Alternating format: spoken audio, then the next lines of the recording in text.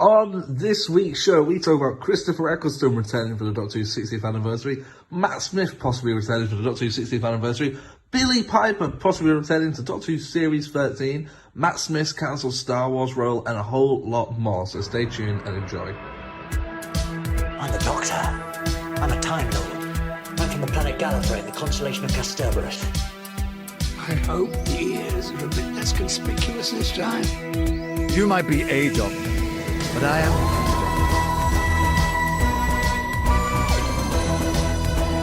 I'm a Doctor, but probably not the one you expect.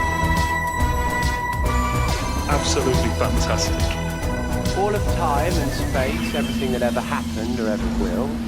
Where do you want to start? Hello, everybody, and welcome back to Bigger on the Inside, the new Who Doctor Who Watch Along podcast. I'm Harry, joined as always by Tim. How are you doing, Tim? Good. Great. Good. Oh, wow. Was you expecting me to talk over you again? Yes, that's why I expect every week now. Because I know the one week I stop expecting it is the week you'll interrupt me. That's how I work. Twisting and turning like a snake. Oh, there he wriggles. Yep. There he goes. There he goes.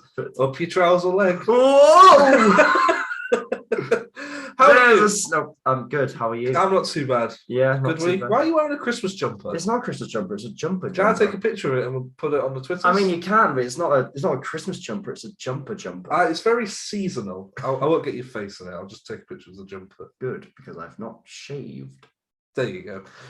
So go over to Twitter later and possibly see a close-up of a man's jumper. Yeah, it's got nothing to do with Doctor Who. I'm sure our fans will love it. Yeah, good. Yeah. I feel like we should do kind of like an image guide. Like instead of just like overlaying images on the podcast, we should just like on our Twitter post images and be like, at this timestamp, look at this image Yes. to minorly enhance your experience.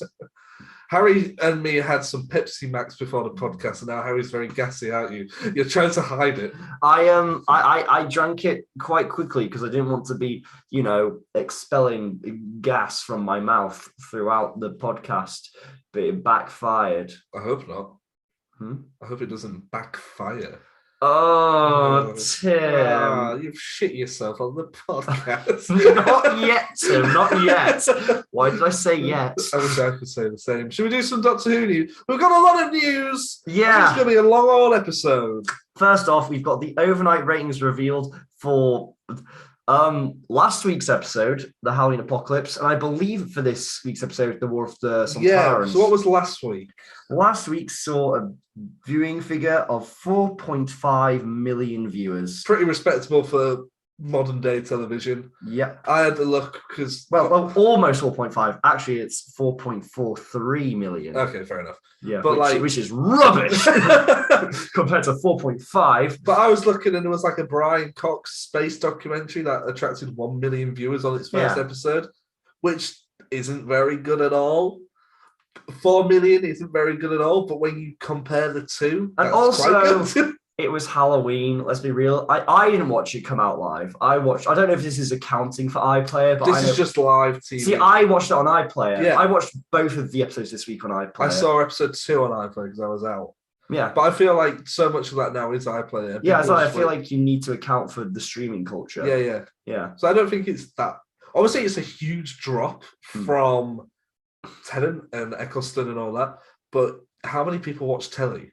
Nobody. Well, the amount of times you've come around and I've just had Netflix paused, or there's some crap in the background that's just playing that I'm not even watching. Totally. Yeah. I only watched like 2 shows live. Yeah. Maybe 3. Strictly and Bake Off. Yeah, I was going to say, yeah. Yeah, I think the only shows I watch live, I mean, even shows I really like, I don't watch live because I don't make time for them. I do what I want to do and then I'll watch the show when I'm ready. Totally. I think long gone are the days of people being told when to watch telly. Yeah, people watch telly when they want. I know there was a drop-off on episode 2, but there's always a drop-off on any series. Yeah, do you know what the viewing figures were? I think it went down by about 500,000. Okay, so it was about a little under 4 million, Yeah, 3.9. Yeah. All right. I mean, if it gets to like 2 million, we'll probably have some conversations should be had. Oh, hello there. You caught me in my local public library. I was just catching up on some of the mail and feedback we've been getting from some of our listeners. Let me read this one to you. I can tell this is going to be my new favourite podcast. Thanks, Joshua. We always love getting your mail, so keep sending it across in the comments, Twitter, and on Instagram. or even on our email. But I mean, it's not like they can say, right, we need to make big changes because there are already big changes happening. Yeah, well, I think personally, I think maybe the reason it's not getting as big of viewers as it could is because of the time it's on. Yes, you said this. I've said on Twitter that I don't understand why it's on before Strictly at 6:30 on a Sunday. It should be on after Strictly, which is a better drama time. And also, you've then got the viewers from Strictly still watching the show. And I don't know about you, so that's what they normally do with sitcoms, is they put a sitcom on, a new sitcom on after a more successful show. Yeah, and I don't know about you, but for my family at least, we normally have dinner at around 7 o'clock. Yeah. And Doctor Who is an hour long. So to start at, was it 6:30 it starts? Yeah. Look, people will I know that my family, we put on as background noise. I probably watched the episode later this week. Okay. And then halfway through, dinner's ready. So we stopped watching Doctor Who and I had dinner. Yeah, I found that. It's because I'm well, it's 6 o'clock. I want to eat. Yeah. But Doctor Who's on. What do I do? So it's normally I'll eat. Yeah, it's sort of a bad time to put the show on. I think when Russell comes back, it will go back to Saturday nights. Yeah. I know he said he likes the Sunday night thing, but Saturday night, 7:30-ish is where it really should be. Yeah, and I feel like especially for weekend telly, that's more of an event slot. Yes. If it's on a night. 6:30 seems like a warm up. Yeah, it's like we're putting this on. We don't think it's good enough. The later into the night you go, the better the shows tend to get. Well, until you reach about 10. Yeah, but you know what I mean? From about 7 till 9:30. Yeah. That's usually good television time on a Friday and a Saturday. I'd say so. So to put it on at 6:30 on a Sunday, I get the Sunday. I get it because it's drama and it's different and you don't have to compete so much. I mean, I remember Chris Chibnall was going on about the whole thing of kids running into the school playground the next day to talk about it. But I did that on a Saturday. Yeah. I didn't run into the playground on the Saturday. But all the kids met up on the school ground on a Sunday to discuss Doctor Who. But you know what I mean? On the Monday, you'd still talk about it. Oh, yeah, totally. So I don't get that. Yeah. I do enjoy the Sunday thing because it separates it from the rest of the television and it's just nicer to watch it on a Sunday. It's easy to watch, I think, if you are going to watch it live. Yeah. But I think Saturday 7:30 is where it should be. I think that's where it was as well with Tennant. I think it was, and Oliver Moffat was Saturday night, wasn't it? What's going on outside? I don't know, a lot of car beeping. Yeah. Would have been a kerfuffle. I hope so. Saw a man come off his motorbike the other day. Really? Yeah, he was speeding and then he came off it. Yikes. Is he all right? I think he was okay, yeah. Okay. I couldn't really stop because if I stopped, there was already people there by the time the time I saw him crash and then people were already around him and I was in my car. Yeah. But if I had stopped the car, I would have held up all the traffic in the road. Right. So I just kind of kept I hope he was all right. I'm pretty sure he was okay. So anyway, Doctor Who. The next thing on our list is Doctor Who Flux episode 2 talk and stuff. Let's do that. Did you watch it? I did. What do you think? I liked it. I liked it. I watched it with Harrison. We were out doing some university filming work and then we come back and we watched it on iPlayer. So our views don't count. Right. But we really enjoyed it. I really enjoyed it. My main concern... Sontar hat. Oh no, Sontar hat. They stamp their foot now. Yes, and when they kill someone, they go, Sontar. Oh. I thought that was quite stupid, that bit. I don't know what to think of it. I like the Sontar hat. I like it. Yeah. Sontar ho. I was like, oh. Is that stuff from Classic Who or is it Sontar? It's Russell. Is it Russell? Yeah, Russell kind of gave everyone a catchphrase. Yeah. Yeah, because we spoke about it the other week. I said, what's the Weeping Angel's catchphrase going to be? Boo. Ooh. It's going to peekaboo. Yeah. What do you think to Sontarans? I thought they were great. Yeah, I think this is probably the best Sontarans we've had in New Who. It was a nice at least balance between seriousness and jokiness with them. Yeah. I feel with the Tennant era, it was very much they're stupid and we're going to joke about them. But with this one, that you really did sort of get the menacing side of them. And then when he's like, I wanted to ride a horse. I was like, that's great. I feel like the jokes weren't at the expense of the Sontarans as a threat. Yeah. Yeah. Just more like their lack of understanding of stuff, really, wasn't it? Yeah, totally. John Bishop was great in this episode. We get to see his little family. Yeah, that was really fun. Yeah. I enjoyed his family. I found it my brother even found it funny as well when we were watching it. When his dad was like, I think you're going to need this. He holds it really dramatically like, Yeah. Yeah, no, I liked it. I think it was really good. And the Yeah. Carvanista returned. Yes, I We was really said happy about that. We yeah. were like, you want to see more of him? And we got more of him. When he appeared, me and Harrison went, yay! We like cheered, he was back. It was great. I loved it. I think. And the whole TARDIS stuff, it doesn't have a door. That was crazy. freaky. That was really freaky. I have to say, I think this is some of the best we've seen of Jodie acting as a Doctor so far. I was going to say she's getting a lot more Broadchurchy stuff. More, have you seen Broadchurch? I have seen Broadchurch. Yeah. More seriousness, more intensity. Yes, she's more always intensity. been great at. But I've always criticised like the last 2 seasons. She hasn't had much of that. I feel like this is putting her in situations which is really pushing her to a limit. So I really like that. Yeah, she's great. Who else was in this episode? We got a bit more of Vinda. Yes. And I really enjoyed him. And is it Jacob Anderson, the actor? Yes. Yes.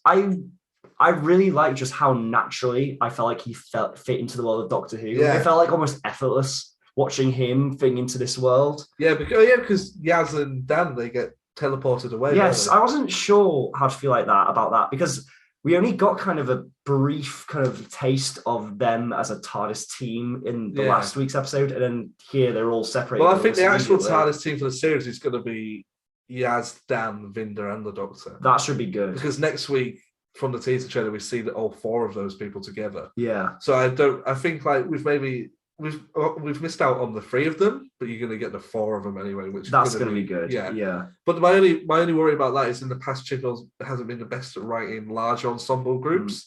I think it should be good from what we've had so far. I think.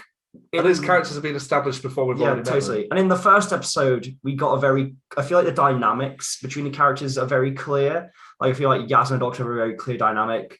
The Doctor and Dan had a very clear dynamic in that one scene on the spaceship this week. And also, I think we've got a good taste of kind of what kind of back and forth Yaz and Dan are going to have, as well as plenty of Yaz and Vinda. Yeah. So I feel like because we're getting a good kind of introduction to how all these characters play off each other on an individual basis, where they all come together, I feel like it should really work. Bit of a historical episode as well. We had, was it Mary Seacole? Mary Seacole. I've never heard of her. We did look her up afterwards, though, me and Harrison. Isn't there a mural of her in Hull? Is there? Yes, I believe there is. Whereabouts? You know, when you're on the road coming into the city centre and like Hull Paragon Station is to the left of you. To the right of you, there's that house, that building that has the mural of her. Yes, I think I know. I put Kerry Sequel. That's not right.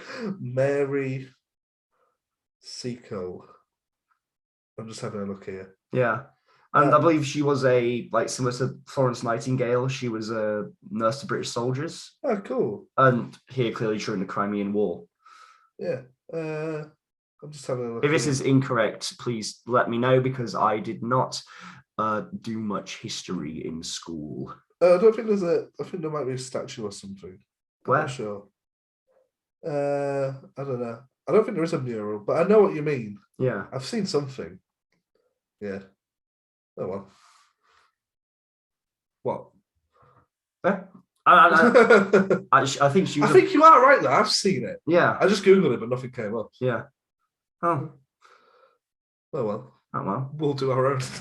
We'll find the picture ourselves. Do you remember when they did who is it who says they will never take our freedom?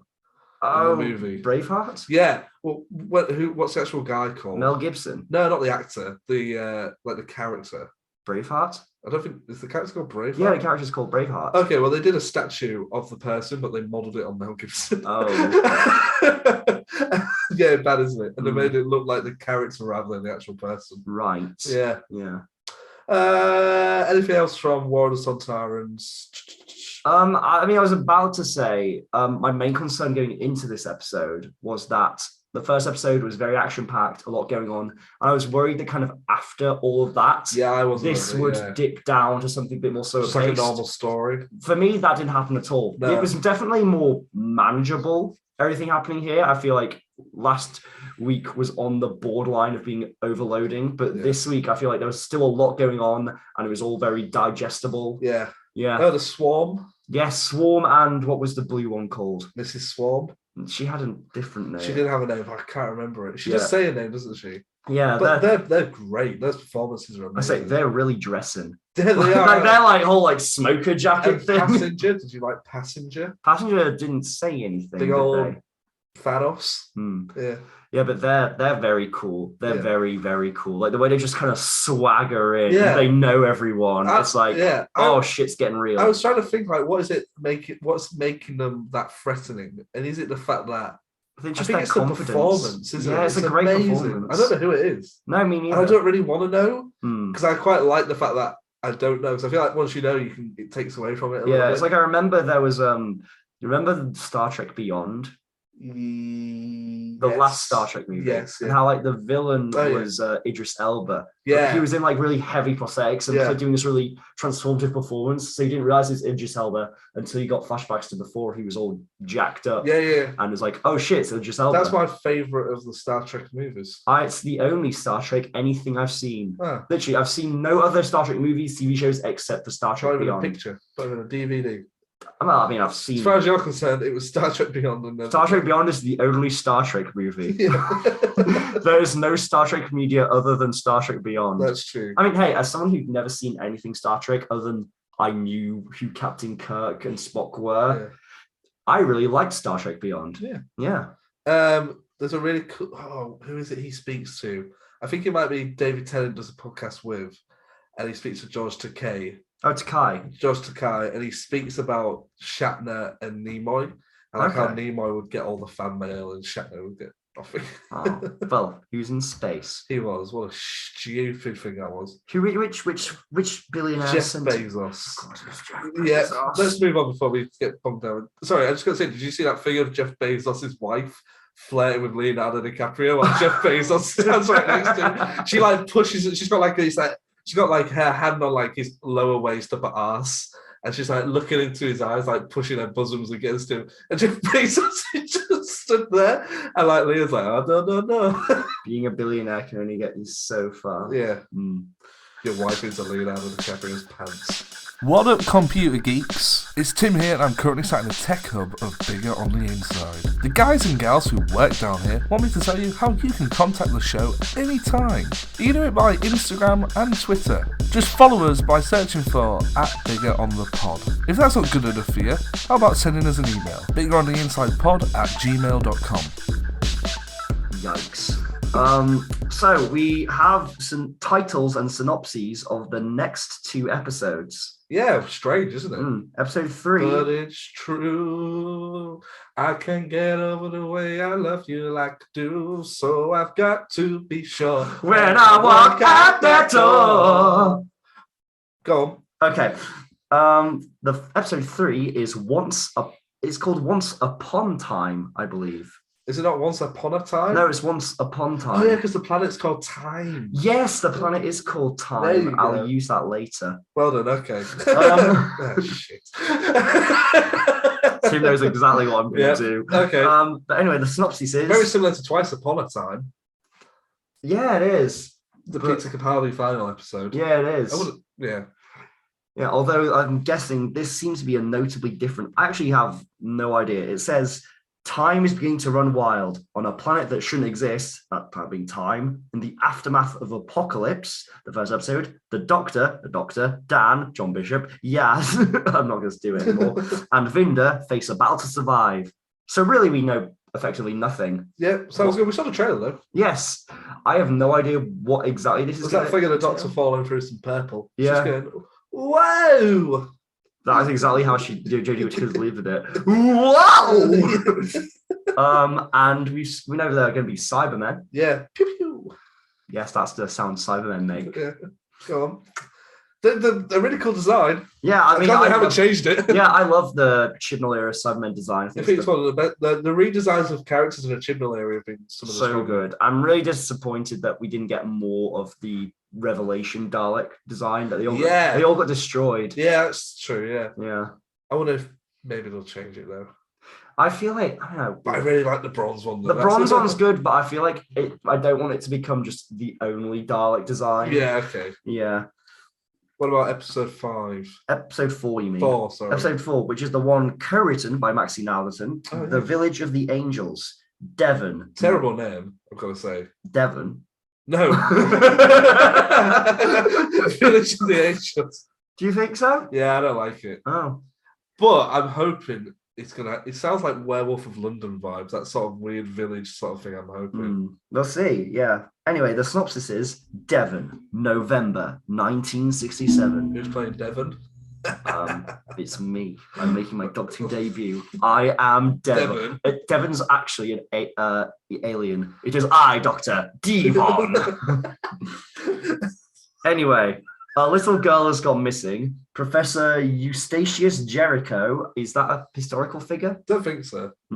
Well, she is conducting... He, I think it is a he. Okay. Yeah. Well, I think we've seen photos of the actor who's playing the part. Right, I see. Well, anyway, Jericho is conducting psychic experiments, and in the village graveyard, there is one gravestone too many. Why is Mediton known as the Cursed Village? And what do the Weeping Angels want? Sounds good, like a little creepy village story. Yeah. I'm looking forward to that one. I imagine it'll be a thing like where just like they're all trapped within the village. Yeah. Maybe it'll be a thing of like, you the know... Simpsons movie.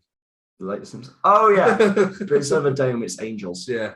I mean, maybe... Form in a dome. Yeah, I mean, maybe think of, remember how in Angels in Manhattan, there's that like motel that Amy and Rory were trapped in because angels would just stop you from leaving. Motel, Holiday Inn. Yeah. But what if it's a situation like that where like no one can escape the village because the angels just always get them? Yeah, I like it. That would be cool. Yeah. And I'm guessing this is the village where that woman we saw in episode 1. What year is it? Sorry, by the way, what year does it get set? 1967. Yeah, that works from the set photos we saw as well. I reckon this is where she's been sent back to. I think it's where she's. Or I think this is where she's from originally. Yeah. And then the doctor took her to the present. Do they send you back in time, or do they send you back in time? Oh, unless she's the little girl that went missing. No, because when we see, maybe, but when we see her, it's when we first see her, it's present 2021. Yeah. So that means she must have come from the future to be then sent back to 2021 to then be sent back to. Yeah, unless she's a little girl that's gone missing and she's grown up. Yeah. Oh, that's true. Yeah. But you get sent back. Yeah, they send you back in time. Wait, I'm confused. So when we in the Halloween apocalypse we see Claire. Yes. That was her name. Yes. Let's say she's 35. Okay, then she'd definitely be too old to be in 1967. No, too young. Yeah. So she gets zapped by an angel at the end of that episode. Yes. And she gets sent back in time. Yes. So she could be in the episode. Yeah. Again, and the doctor's like, "You haven't aged," or whatever. Yeah. Or, yeah, I think that's how it's going to work. Yeah, I think maybe it's a thing of like the angels are just sending people back to. And then village. I think there's maybe going to be an episode set in the future where we see her how she ended up in. Okay, yeah, that'd be cool because the doctor hasn't met her yet, and she recognizes the doctor, so she's from the doctor's future. Yeah. So we're going to see her again. Totally. So I think we're going to see that character twice more. That makes sense. Once being the Village of Angels, and then once maybe towards the end of the series. Yeah. But we saw the trailer for in Once Upon Time. Once Upon Time. Yeah. There's an angel in the back of Yaz's police car. Yes, there is. So I'm guessing it's going to be a thing where the end of that episode will lead directly into whatever's happening here. I'm enjoying that. Yeah. Harrison said that it's doing a great job because it's instantly making him want to watch the next episode. Totally, yeah. Because like the cliffhanger of episode 2 was great, whereas like he's going to click his fingers and I don't know what the hell that finger click's going to do. Yeah, I was like, they're not going to show the finger click, and then they do. I was like, oh. Yeah, well, it should be the last thing we see is the finger click, but we just don't see what it does. Yeah. So it can't even be a cop-out where next week they stop him from clicking his fingers. Yeah. Next it says we're getting a live subscriber count. Yeah, because we did this last week. So should we see how many subscribers are on this week? Yeah, last week we were on 612? 612, I think it was. Take a wild stab in the dark what we're at this week, Harry. 630. 625. Not bad. That's an increase of the 10, maybe 10. Over 10. Is it? Oh, that's an increase of 13 subscribers. Oh, that's good. Yeah. Maybe if you're listening to this, subscribe and then you can help us get to 630 next week. Yeah. I don't want to do massive jumps. Let's just do little small jumps. Little baby hops. Baby steps. That doesn't sound great for channel growth. Yeah, but I don't want to look like an idiot if we say let's get to 700 by next week. Well, not getting to 700 by next week. Let's get to No, unless huge news comes 630. out. That's what I'm going to say. Okay, well that's achievable. That's attainable. 5 more subscribers in a week. We can do that. I think we can do that. Yeah. Any more news? Then it says Series 4 ranking podcast exclusive. I forgot to put out the Series 4 ranking video when we finished Series 4. So I tried to upload it the other day, and for some reason I couldn't get the audio file to upload to Spotify, and I couldn't be bothered to wait the 2 hours it was going to render to upload to YouTube. So if you've got iTunes, it's an exclusive iTunes thing now. Oh, the Series 4 ranking. Okay. I will at some point put it on YouTube. Yeah, it's a timed exclusive for iTunes. Yes. Not because our iTunes audience is especially important to us. No, just because I did it and then I couldn't work out why it wasn't uploaded on the other ones. Right. Well, that's one of the one places I don't listen. I listen on Spotify. And if you are listening on Spotify, hit that follow button. It changes nothing for you, but it helps us out a lot. Does it? Yeah. What does it help us with? It's like a subscriber thing. Okay. But the way Spotify works, it doesn't like a feed. Okay. Do you know what I mean? Right. Yeah. No. Anyway, now we have some news relating to K9. Oh yeah, because Bob Baker died this week, co-creator of K9, Wallace and Gromit writer. Yeah. And his family did a little post in which they revealed that very lovely obituary. That he had recently written a K9 movie. Yes, he had recently TV series. Yeah, if you go on to the very last paragraph, if you go onto the Twitter post from K9 Official 1.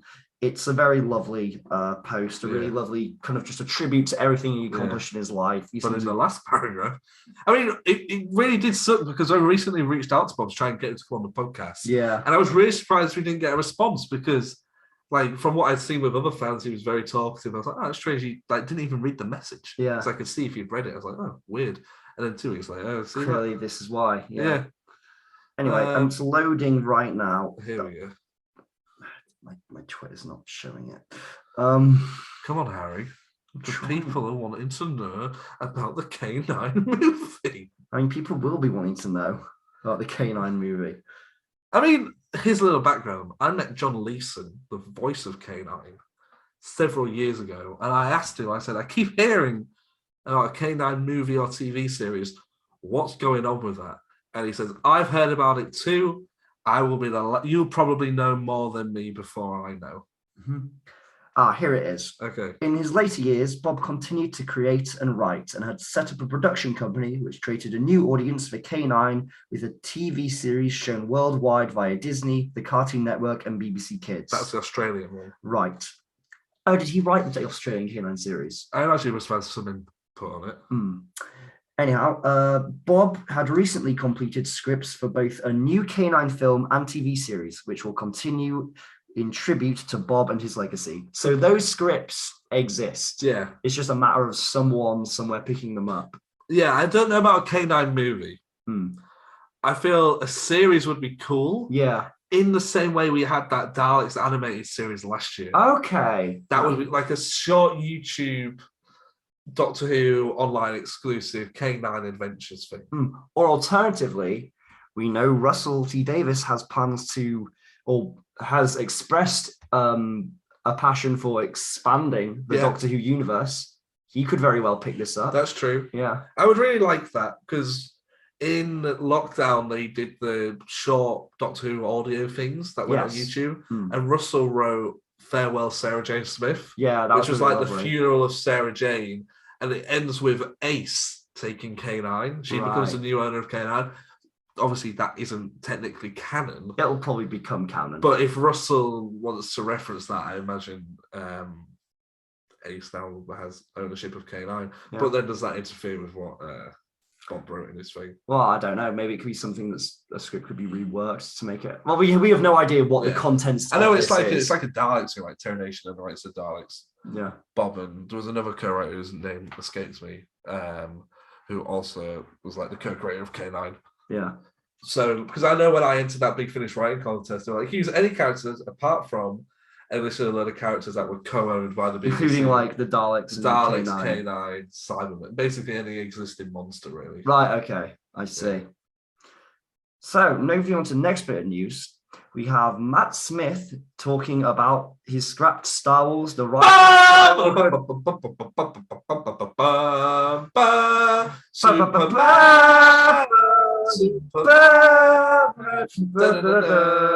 Yeah, Matt Smith.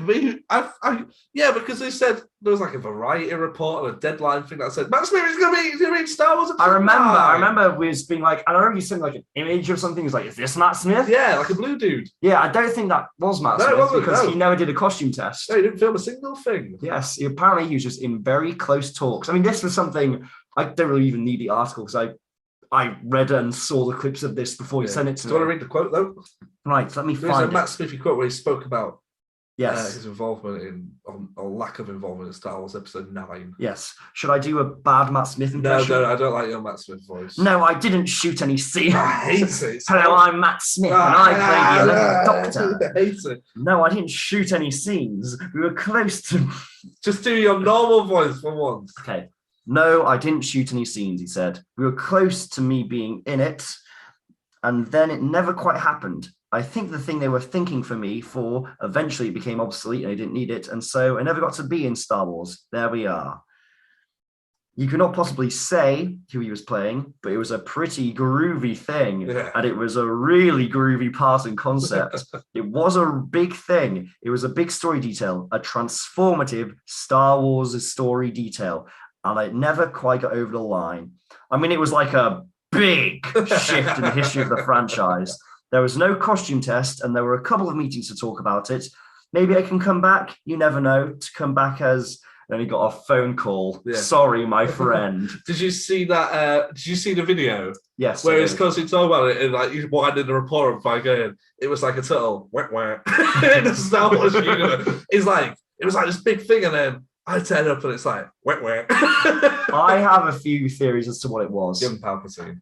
I think it's either because we know Palpatine might have been a kind of clone or something in Rise of Skywalker, so either it would have been a young clone of Palpatine, or like the interview suggested, it was Palpatine's son, or it was like a flashback to young Palpatine. So either Palpatine's son or a form of a young Palpatine. I think it was young Palpatine, and it might have explained that maybe each incarnation of Palpatine that we've seen after we think he's died isn't necessarily the same.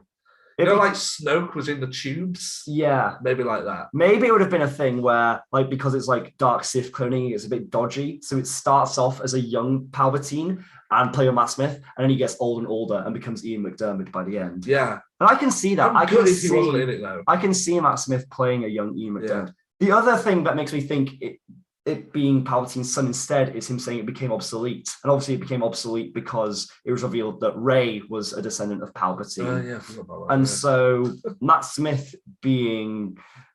that wouldn't be needed for Matt Smith to be Palpatine's son if we already have a descendant of Palpatine in the movie. Yeah, that's true. But then I sometimes think, what would have Palpatine's son, what would he have done? He'd have been like a young Palpatine, but instead of being young Palpatine, he's Palpatine's son. Oh, do you think young Palpatine's son would have taken the place of Palpatine in the movie?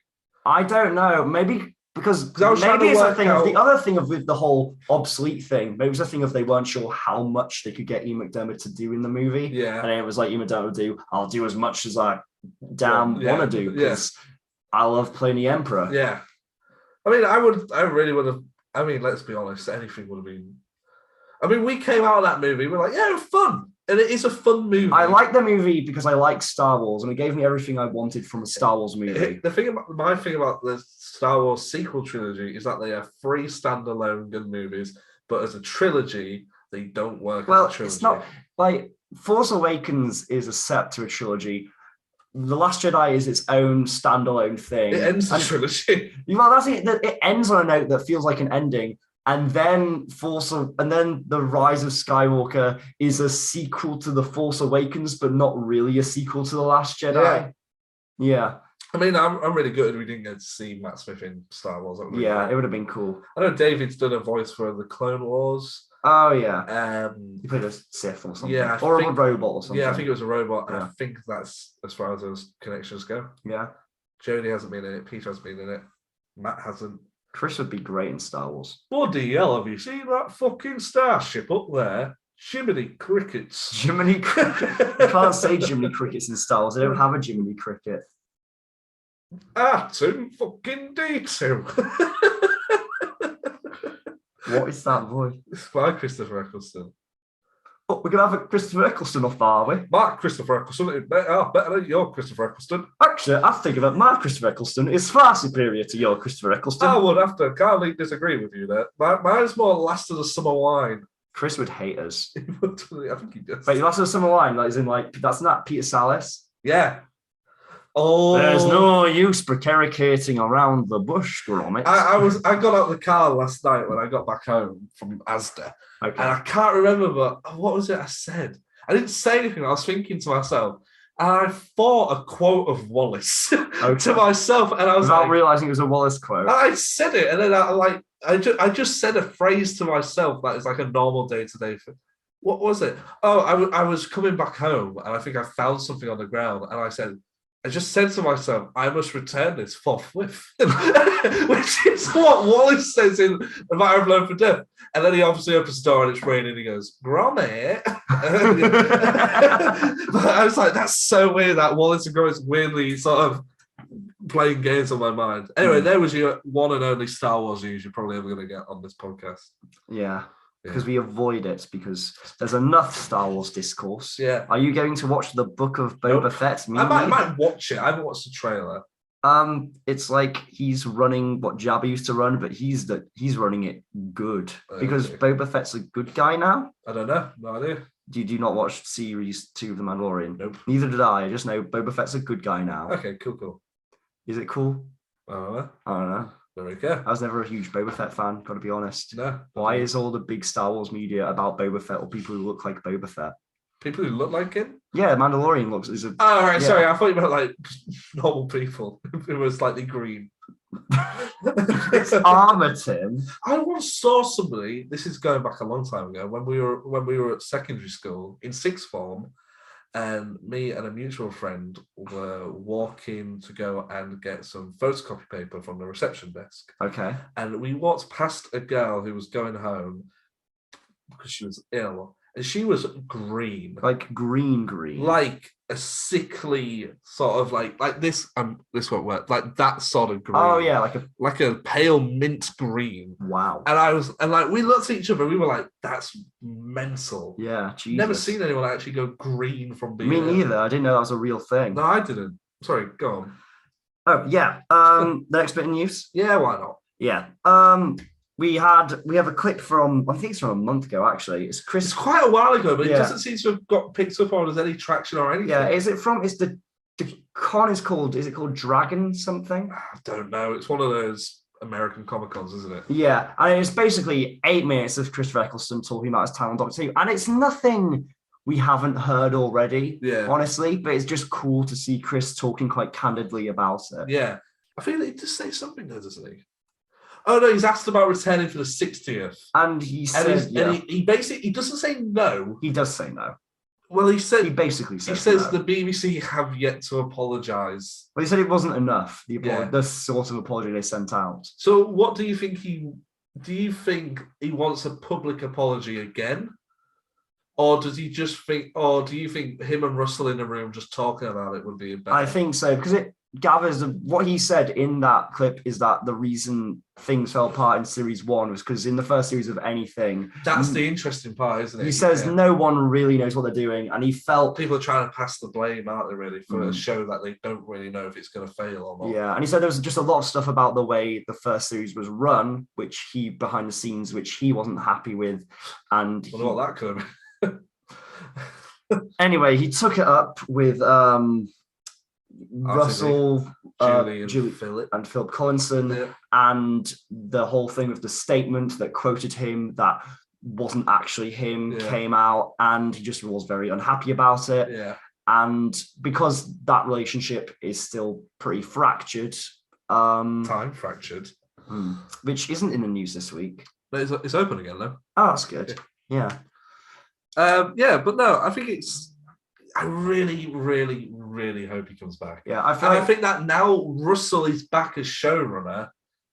I think there's an opportunity there for things to be mended. Yeah. I feel like if him and Julie and Russell get in a room and maybe figure things out, especially because I'm guessing now they've all had much more experience in television. Say, I feel like, and from what Chris says he's the most. He was. Yeah, he's like the person who's the most experienced on film sets at the time and stuff like that, which is crazy. Yeah, I mean, I guess it's true though. Yeah. Yeah, but not only are we talking about the possible return of Christopher Eccleston, Harry, but what about the possible return of Billie Piper as Rose Tyler? Yes. I mean, this again is nothing particularly new. These are all quotes we've heard before about Billie seemingly sounding much more enthusiastic now. Yeah, but isn't there some stuff as well about how she could appear in series 13? Is there? Yeah, if you go on to it, possibly some stuff on there about, because there's a number of parallels to Rose in that opening episode. Yeah, and I mean, the fact that this multiverse is is sort of, the Flux is opening as worlds are colliding and all this stuff. Is there a possibility? I mean, it all is entirely. It's all entirely speculation. There's no concrete evidence. That would be a cool thing to see. Yeah, and it would be in keeping with kind of the sort of cameos that Chibnall has done so far. Yeah. It would make sense for Rose to appear. I'd rather see Jodie's Doctor in series crossover with Rose than meet Matt Smith. Yeah. Do you think so? Yeah, because I think those Doctors should be saved for anniversary specials and centenary specials. Yeah. Whereas a cool companion returning like Rose would be super cool to see. What would the dynamic be though? Because that's it. Obviously, it was a very clear romantic dynamic with David Tennant, and it was, hinting towards that with Chris. Would there be a romantic dynamic? How do you bring Rose back and then not have human David Tennant there? That's the thing as well, because I don't want to see David Tennant return as the fan base calls him 10-2. Yeah. If I see David Tennant back, I want to see him back as the 10th Doctor. Yeah. Nothing against 10-2 as a character. I'm sure he's a lovely guy. Yeah. But there'd be something very weird and almost unsatisfactory, wouldn't it? Or something like almost unsettling about seeing a Rose with a human version of a Doctor, and they probably have like a family and stuff. Well, they do now. in the comics, didn't they? They sort of start like this whole family thing, and it's really strange seeing drawings of the two of them, and like they're putting funny noses on them, funny faces to their kids, and I'm like, oh, it's so strange. And that's like the Doctor that we understand, Doctor as, wouldn't do that. Would never be able to do that. Yeah. So it's weird seeing that, Unless the Doctor meets a parallel Earth Rose before she's met 10 again. How would they do that? Just say that Billie Piper's still in her 20s? Well, no, because Billie Piper, let's be real, hasn't aged that much since we last saw her in Doctor Who to what she looks like now. From when we last saw her in not Day of the Doctor, in End of Time or whatever. Part 2, yeah. Yeah. She doesn't look that different. Yeah, she's aged very well. Yeah, so to be fair. So you could just go, you could have the Doctor, you could have 13 meet Rose before the events of End of the World. Okay. Would she know that it's the Doctor? You could maybe in that, but then just mind wipe at the end. Mind wipe. Do you know what I mean? Yeah. And I think it'll be fun. I'd really like to see that dynamic as well, because obviously she still loves the Doctor, and then the Doctor turns up and she's a chick, and it's like, what the hell? Did you just say a chick? A chick. What are you, 40? I don't know. Who says chick? I'm from the 50s. British people. The last person I heard say the word chick unironically was Simon Cowell. Oh, really? What did he say? He was referring to someone on British Got Talent as a chick, and I was like, "This is terrible, Simon. Stop, God, no." But yeah, no, I really would like to see that dynamic of those two together. Yeah, that'd be fun. I mean, I like Billie Piper. Just a couple of chicks. Stop, Tim. No, I hate it. Doing cheeky things. No. I'm moving on. Every time you do your Matt Smith voice, I'm going to do that. Anyway, and this is just another thing about how there's been a lot of talk recently about the fact that Bad Wolf is going to have full creative control of Doctor Who. Yeah. And people are speculating, is this the BBC, quote unquote, giving up control or whatever? Yeah. What are your thoughts on it?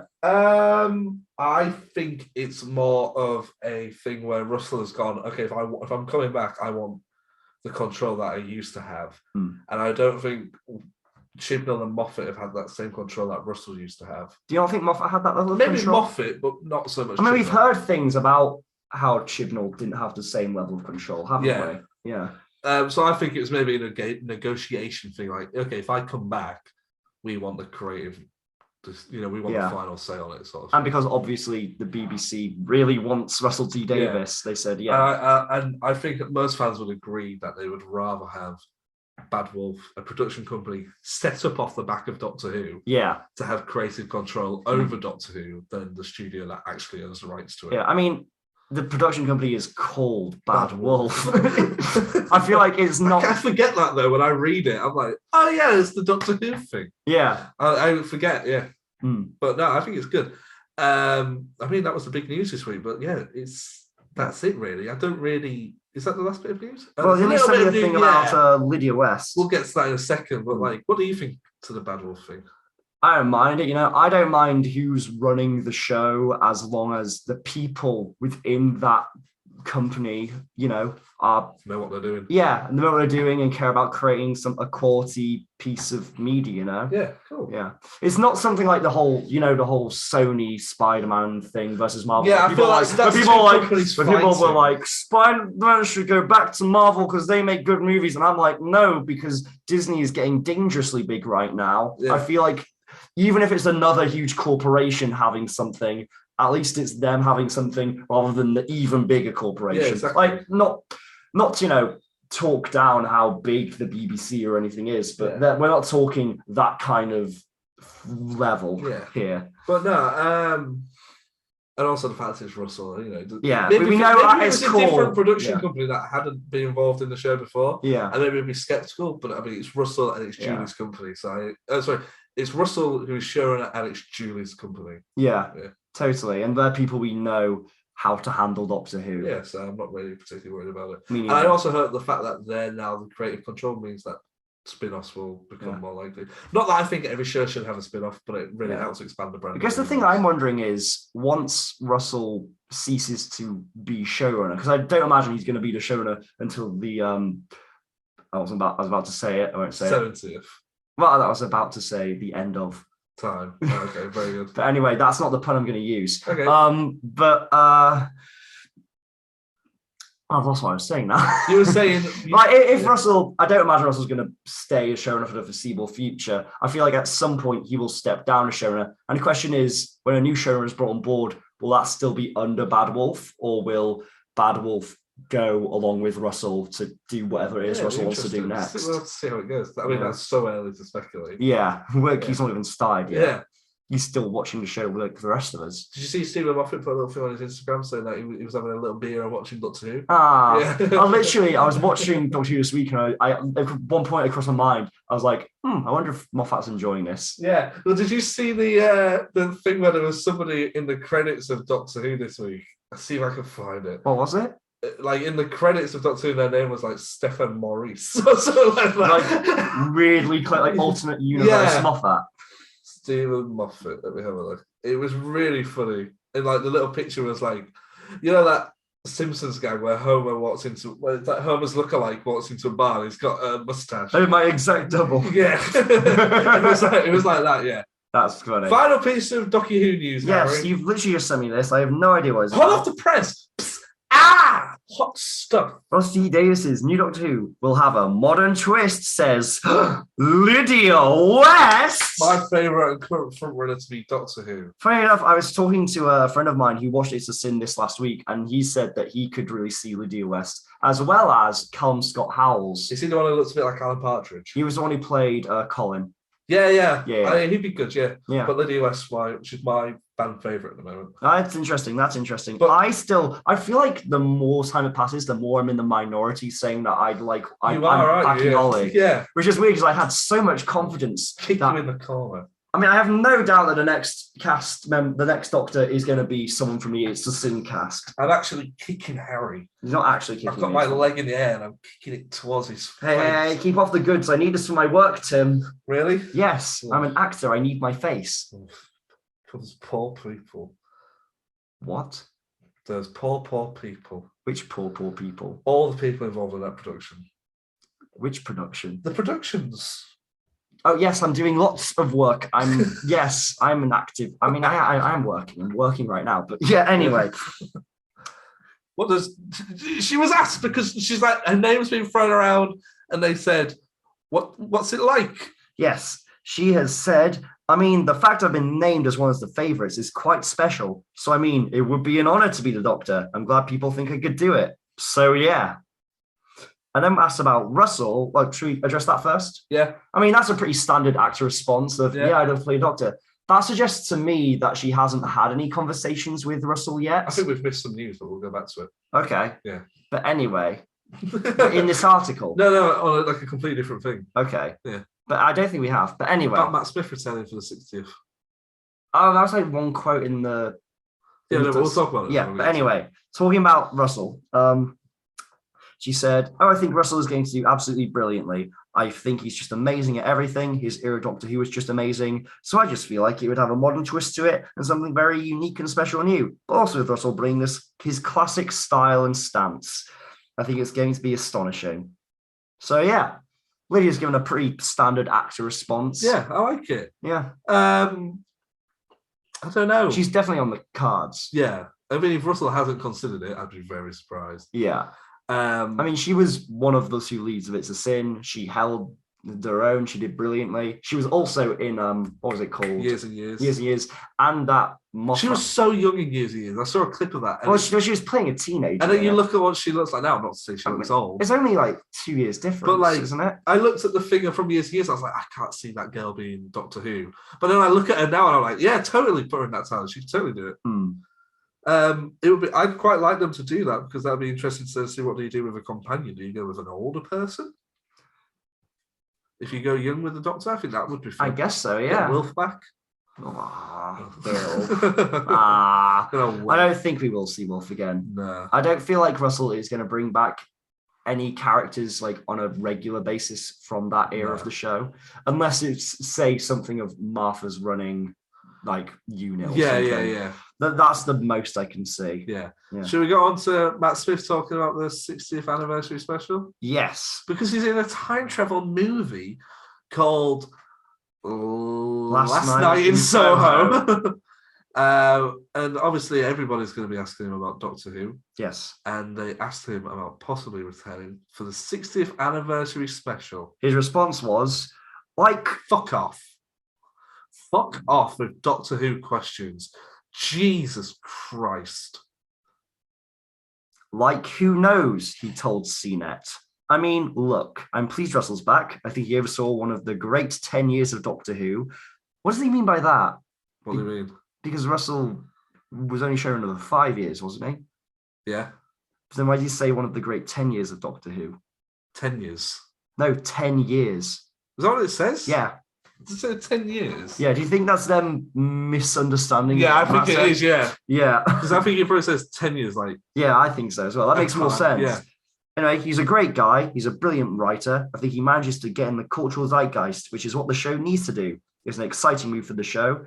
So I'm sure one of his scripts would be just brilliant, he added, going on to admit, I haven't heard and no one's picked up the phone yet. Maybe he just thought Stephen Moffat was Russell T Davies and nobody told... Maybe he's never seen a picture of Russell T Davies. And Stephen Moffat always introduced himself as Russell T Davies.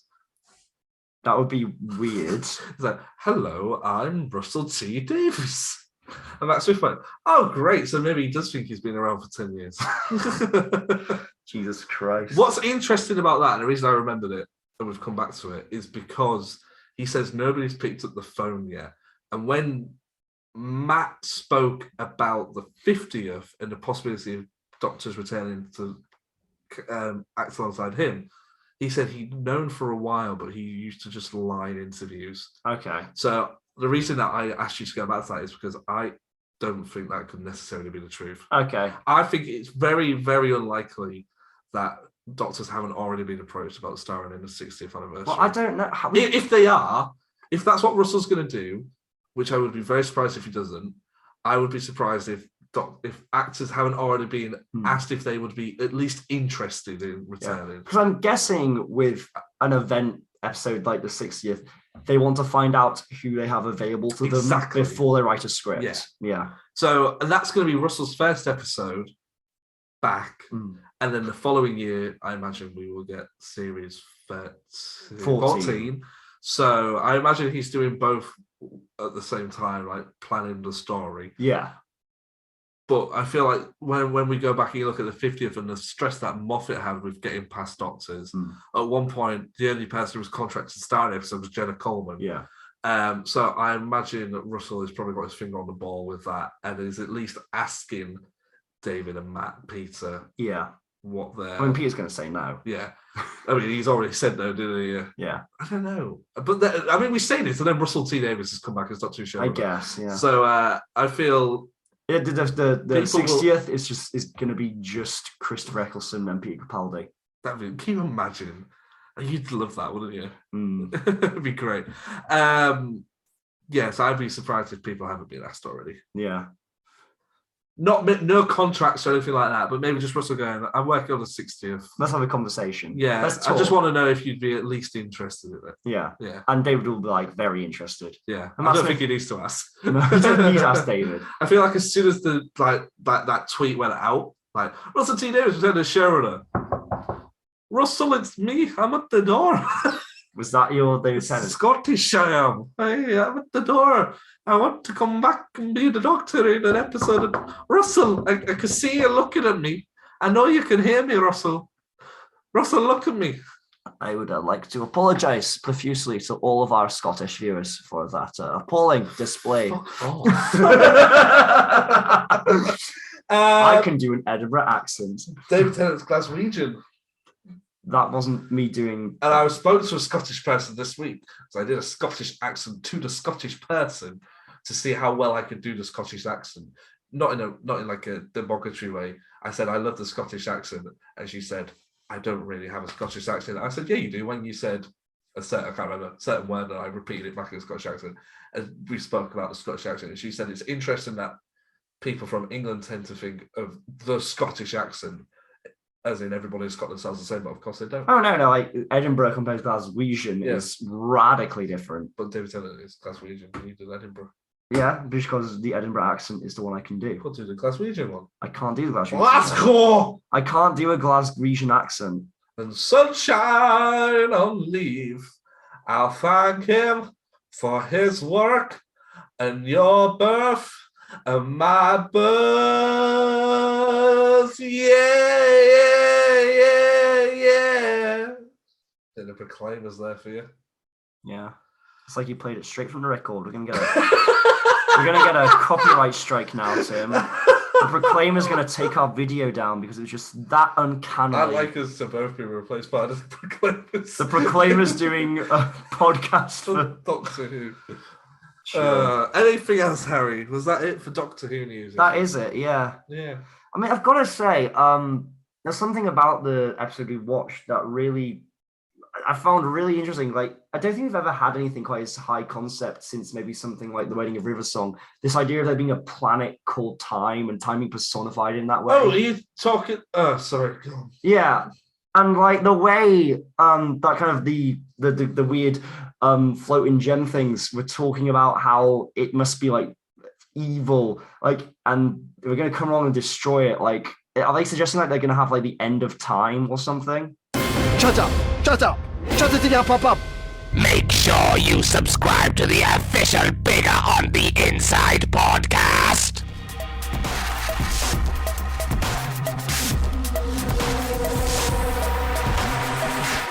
What's the point in having you all? That was fun, wasn't it, Harry? Did you enjoy all that? Yeah. Did you? Yeah. If I remember, I'm now going to edit in the trailer for this episode. This episode? The End of Time Part 1. Why are you going to edit in the trailer? Because it might sound cool and more cinematic for people to listen to the trailer for the episode that we're about rather than like the thing with like, boom, and Peter Capaldi going, shut up, rather than that. No, so they've already listened to that. Okay. And now I'm going, we're going to talk about The End of Time, Part 1. And then I'm going to play the audio from the television trailer of The End of Time. It said a demon fell from the sky. Then a man appeared. A man in a blue box. Who knows? Perhaps he's coming back. What's that? There are those of us who never lost faith. And in his wisdom, Harold Saxon prepared for this moment. He knew that he might die, and he made us ready. Tonight, Mrs. Saxon,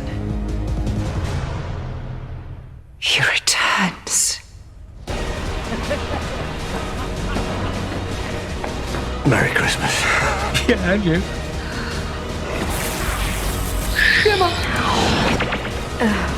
If she ever remembers me, her mind will burn and she will die. Doctor! She's starting to remember! The people of that world did sleep and shiver, somehow knowing the dawn would bring only one thing. The final day. Oh, okay, that'd be cool. And then we're going to come back. We're now back from that. I just edited it in before that. Wow, that was a pretty cool editing trick. And now I'm going to ask you, Harry, what episode are we talking about? The End of Time Part 1 by Russell T. Davis. Huzzah. That was a lot of work. Harry, what did you think of The End of Time Part 1? I thought it was fun. Should we go through the notes I've got? All right, if you want. Space. It opens with a big spacey thing. The Earth. Yeah, just like Rose. And other... Whoa, bookending. Yeah, and they're talking about bad dreams. Yeah. What's the worst dream you've ever had? I'm having really weird... right now. I'm having really weird... I had a dream the other night where it was about my work, where I was like...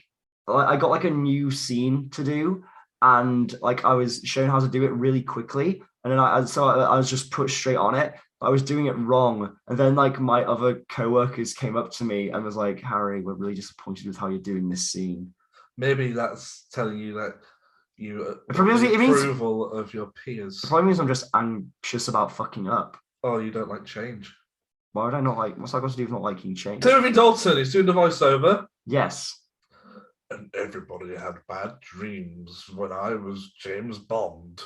Oh, yeah, you was James Bond. I'm named after Timothy Dalton. That's where my name comes from. Oh. Yeah.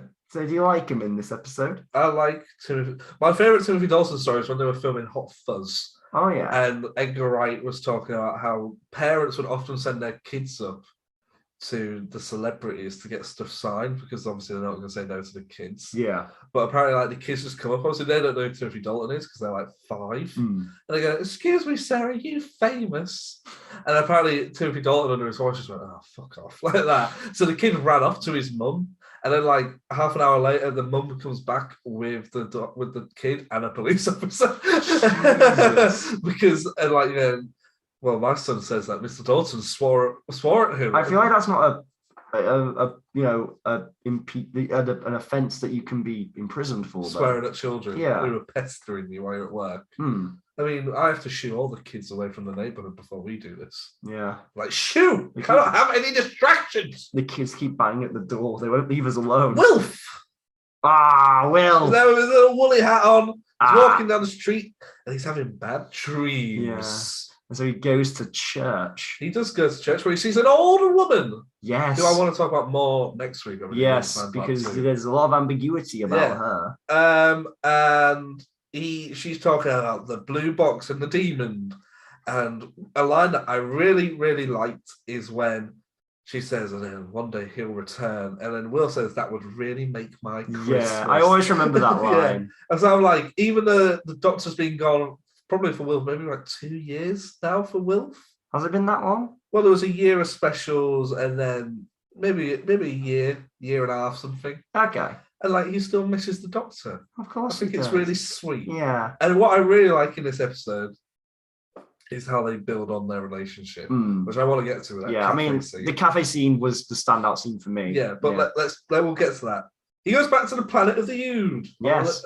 After his holiday, he's been on holiday. Yeah, he's seen Queen Elizabeth. Yeah, this means so that's a reference to what will come in Day of the Doctor. Yeah, so Day of the Doctor takes place in between Wars of Mars and Planet of the Ood. I mean, doesn't the Doctor at the end of Day of the Doctor make a reference to him having to come and do this, and he says that he doesn't want to go? Yeah, he says, "I don't want to go." Yeah. Also links back to Shakespeare Code because we see her there as well. Yeah, it all comes around. Russell just tying up all them loose ends. Yeah, well, Stephen does really. Does he? Well, Stephen wrote Day of the Doctor, didn't he? Yeah. But like Russell's tying up the loose ends, he needs to tie up. Yeah, the Doctor gets married. They kind of casually throw that line in there, and we didn't really think much of it at the time. How cool. Harry, is the 10th Doctor being irresponsible? I don't know. Would you go somewhere if you knew that when you got there, you'd be dying? Are you asking me how right this second? Yeah. Yes, I would. Would you? Sometimes I sort of think, Jesus Christ, let this end. That's a bit morbid, Tim. You asked me right? the question. You doing okay? Doing terrible. Do you need help? It's this podcast, man. I don't even like Doctor Who. I don't actually watch it. So I'll edit this out. I just read the Wikipedia synopsis. Wait, are you being serious? I just guess. Are you kidding? I've never watched an episode of Doctor in my life. I can't tell if you're being... I'm guessing you did watch The End of Time. Of course I watched The End of Time. For a minute, Tim, I did not know whether or not you actually had watched this week's episode. I was like, I put in all that work for nothing. I don't, yeah, it gathered, right? I guess if he knows he's going to die, he ain't going to go there. But it's interesting looking at Day of the Doctor, and when I watch that, I forget that he knows he's about to die. Yeah. I think that his performance in Day of the Doctor could have been slightly different if he knew what was about to come. Okay. I think they could have referenced it a little more, but then, of course, you don't want to link too much back to... Yeah. And I think there's the whole thing of, like, the 10th Doctor's back. He's fun. Let's have fun. It's anniversary month this week. This month. November. Oh. I mean, you'll have to... watch the 5 Doctors soon. Yeah. Sorry, carry on. The Ood, they're having bad dreams as well. Yeah. We're all having bad dreams, Doctor. That's what they say. Yeah. And then they all hold hands in a little circle. Yeah. And the Master appears in a little... Laughing. He does a lot of laughing this week. Green highlights on him. Harry, why are the Ood? Why are the Ood? Yeah. Why the Ood? Why did they pick the Ood? Just as they're kind of like, they're a cool kind of new RTD era monster. And they're non-threatening, but they're kind of interesting and like... I think they'd be better being a load of adipose. Just like waving. It's like, what's wrong, adipose? They just wave back. That doesn't really help me, adipose. No, I like the fact that so it's like, what's wrong, adipose? Adipose wave. And then the Doctor goes, the Master's back, you say? He waves a little faster. Will's stuck down the well? I gotta go. Dun, dun, dun, dun, dun. Oh wait, that song's not in it yet. No. Why I brought why the Ood, because the Ood do a little flashback and the Doctor to Wilfred, they show Wilf looking worried, and the Doctor goes, Wilfred, is he okay? And then I wrote, why do we love Wilf? Why do we love Wilf? Because we might as well talk about it. So next week is Wilf's last episode. Oh. Why do we love Wilf so much? Because he's just so darn lovable. Do you think it's because he's played by Bernard? Bernard Cribbins brings a great deal to the role. Like it's impossible not to look at him and just be like, Gets his name in the opening titles. He does. Yeah. After John Sim, how do you feel about that? It's fair enough, isn't it? They're the two big leads at the time, weren't they? The Doctor and the Master. It's not going to be the Doctor, Wilf, and the Master. It would be Wilf. It would be Bernard Cribbins. Hey, Bernard Cribbins, like, he's an acclaimed actor. He was the voice of the Wombles. He was. Lucy Saxon. She dies, right? Did she explode or something? She must have died in the fire. I'm pretty sure she died in that scene. Yeah. Yeah. I've wrote 5 months here. I don't know why. They say something about 5 months? I've wrote Lucy Saxon brackets 5 months. I don't remember. Oh, it's been 5 months since we last saw Lucy Saxon the Master for us as podcasters. Oh, that's it was 5 months ago when we watched those episodes. My question to you is, was it nice seeing the return of Lucy Saxon? I'm glad that they kind of tied up loose ends with her. But the thing is, like, she kind of came to a conclusion. They kind of wrapped her up in the last. She gets a lot more to do, though. She says a lot. She does say a lot. Like, she does a lot in this. Like, it's clear that she's in a very different place now from where she was when we last saw her. And when we last saw the Master, the ring falls to the ground. We went, "Oh, look, Lucy Saxon's picked up the ring." Of course, it's not Lucy Saxon that picks up the ring. It's one of Harold Saxon's devoted followers. Yeah, that's something that this episode kind of like says is there, but we don't get any kind of. I would have liked to have seen more of it. Big Finish, the Cult of Saxon. They would have been good, right? That's actually a good title for a story, like the Cult of Saxon. Yeah, that'd be cool. I watched Confidential afterwards, and Russell says that he didn't always know if the Master was going to come back as he's in his tenure. He wrote the ring falling to the ground and sort of picking it up, so that somebody else could pick it up. Right. He had his idea of how he would do it, but he never thought he would be the one to write it. Yeah. So when it just says, and it never said, and Lucy Saxon picks up the ring, and it never said the Cult of Saxon picks. It was always just so it's just a definitive, like the Master can be revived. Yeah. Yeah. I like the Cult of Saxon stuff. I wish there was more of it. What have I got? I mean, I feel like if it was like a 3-part series, like finale, part 1 would have been all about the Cult of Saxon and then reviving him. That would have been good, yeah. We then cut back to 10 flying the TARDIS back to Earth. Yes, there was really cool. There was a really cool shot when he runs out of the TARDIS and onto the street in London. It looks really seamless. Yeah, and vice versa as well when he runs to the TARDIS and he does a little beep beep. Yeah. Yeah. Obviously, they like this. It's really well directed. That I think it must be hard because it's not a 360 set like it is now. Yeah, it's just the one side. Yeah. But the way it's shot makes it feel like there's more dimension to it. Yeah, and they're doing a lot of close-ups, candid angles. David on the TARDIS. Probably some of the best shooting we've seen of the TARDIS. Yeah, that's what I thought. Yeah. The Master returns eventually, Harry. He comes through a big blue portal thing, doesn't he? Yeah, like a big swirly thing, and I got TV movie vibes from it. Not in a bad way. Okay. I mean, like, you know, when the Master, in the TV movie, he has like the pool thing, doesn't he? Yes. And it also starts swearing. Yeah, I didn't think about that. That's cool. I didn't think of that. Yeah. That's true. Let's talk about the Master. He's very different. He's unhinged as fuck. Well, yeah, because like something went awry in his revival, so now he's like not incomplete and constantly hungry and stuff. I like it because out of context, it's weird. Yeah. When you just see the clips of him going, dinner time and stuff like that. I think especially the scene with him and the Doctor where he's like talking about all the Fugas, doing all those different shots of him, because they do that sometimes with the Doctor himself, or when he's having different thoughts, it cuts different angles of him. But they did it with this, and it's just really intense and unsettling. It's like, ugh. Yeah, and I like it. I think it's really good. I mean, I've got in here that John Sim gives an amazing performance. He does. And I think, have we heard that John Sim was not super keen on this depiction of the Master? I'm not sure why. Because if that is the case, just credit him for putting in such a great performance. Do you think you've read that? I think I've read that like he preferred the version of the Master written for him, the more Moffat version, in World Enough of Time and Dr. Falls compared to this. Yeah. But with that being said, I love his performance here. Yeah. And all this drama is suddenly cut by Wilf wearing some antler ears. Yeah. And he says he's off to the pub and he goes outside. He's like, bye, see you later. And he's got and then he gets on his little bus with all his old friends. Yeah, they're all looking for the Doctor. Yeah. And then we meet Minnie the Menace. Oh, yes. No relation to Dennis the Menace, or is there? He has a friend as well, Dennis. It's called Minnie the Minx. She had her own comic. She did, yeah. Yeah. But she was a Beano. But she was a Beano character, yeah. But they didn't. I don't know if they were friends. I like that. I like that little group of friends he's got. Yeah, that's fun. I like the fact that Russell, even in his last episode, is still introducing new fun characters. Yeah, well, because he very could have easily gone the full legacy route. It's a Christmas episode, isn't it? It's got to be fun. Yeah, was this the Christmas episode? Yeah, it's Christmas. And then part 2 was the New Year's episode. Day, yeah.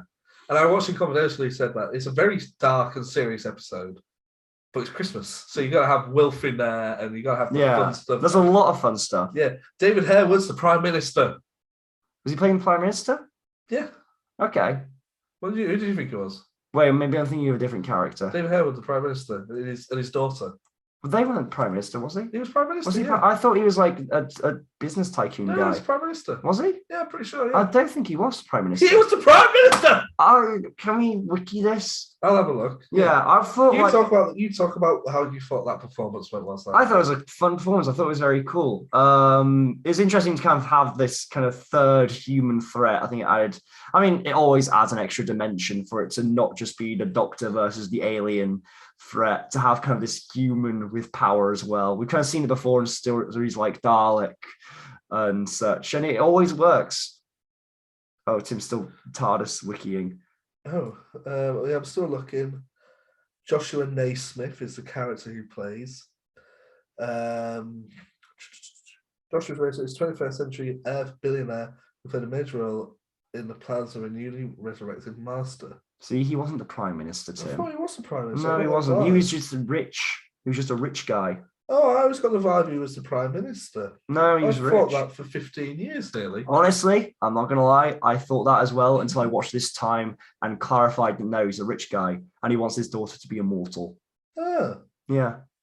He's a rich billionaire. That's why he's writing this weird self-help book about, what is it called? Like fighting the future. Oh, okay. So what did you think? He's great. He's cool. Good performance, very spooky. Just wants his daughter to live forever. Yeah. Who wants to live a river? Going to do that.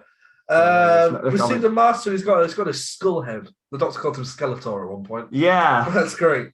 What do you think to that? The skull head thing. It's really good effects, isn't it? Yeah, especially it's cool. the whole like jumping in the air. Yeah, the jumping in the air. Like, I'm guessing it must have been like a CGI replacement that they did. No. Was it not? It was actually John Sim. Yeah, it was John Sim. He learned to shoot lightning from his hands just for the role. There is a lot of Star Wars parallels in this. Would you like me to run off the ones I remember? Okay, tell me the Star Wars parallels. Lightning hands. Yeah.